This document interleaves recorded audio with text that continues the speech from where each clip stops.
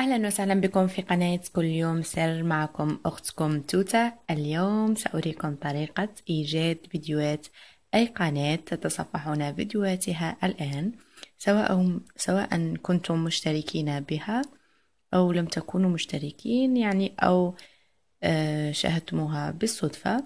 سأريكم طريقة إيجاد الفيديوهات الأخرى التي تنشرها هذه القناة.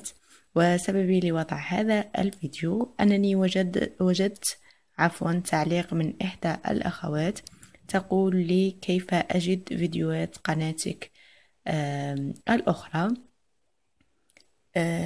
إذن الذي يظهر أمامكم هو فيديو لقناتي طبعا، وهو وصفة تبييض البشرة الجزء الثاني. إذن هناك جزء أول، أنا لم أنسى أن أضع رابط الجزء الأول في صندوق الوصف، ولكن لنفرض أنني نسيت وضعه، أو لنفرض أنني فقط ذكرت أنني نشرت الجزء الأول في القناة.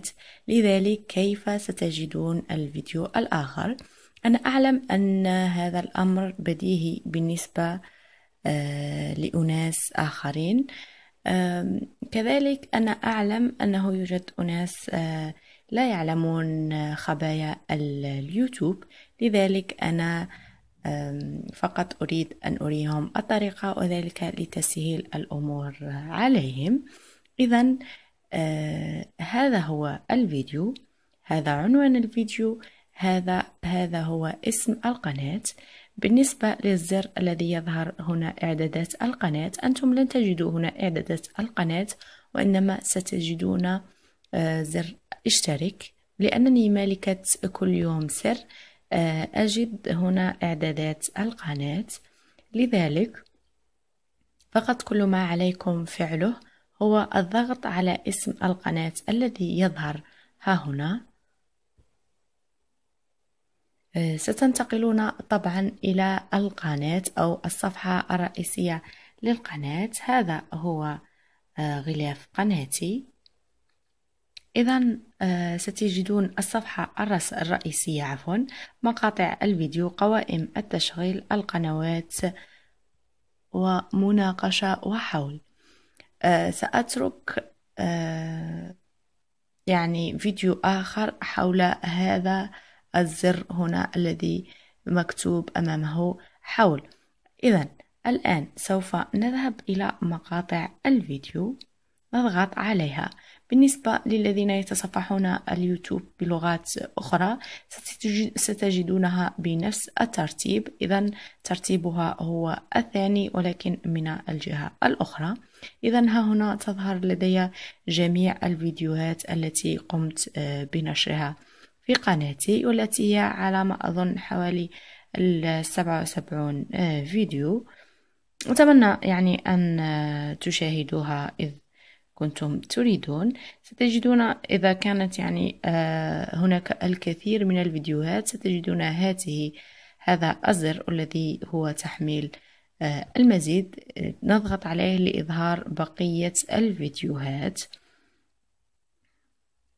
وطبعا عند انتهاء هذه القائمة نضغط مرة أخرى لتحميل المزيد لكي تظهر لدينا إذن جميع الفيديوهات.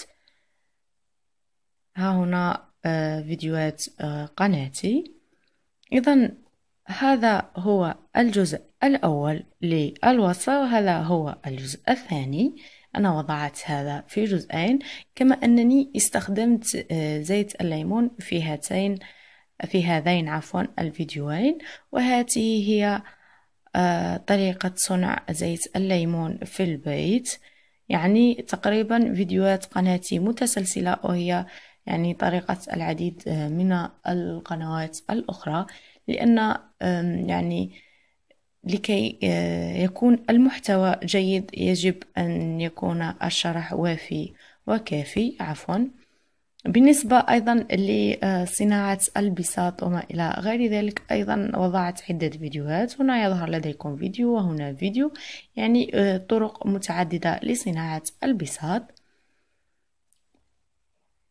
إذن أتمنى أن يكون الفيديو قد نال إعجابكم. لا تنسوا الضغط على زر الاشتراك وكذلك التعليق إن كنتم تريدون أن تضيفوا شيئا إلى معلوماتي، أو إذ كانت لديكم أي اقتراحات فقط اتركوها لي في تعليق.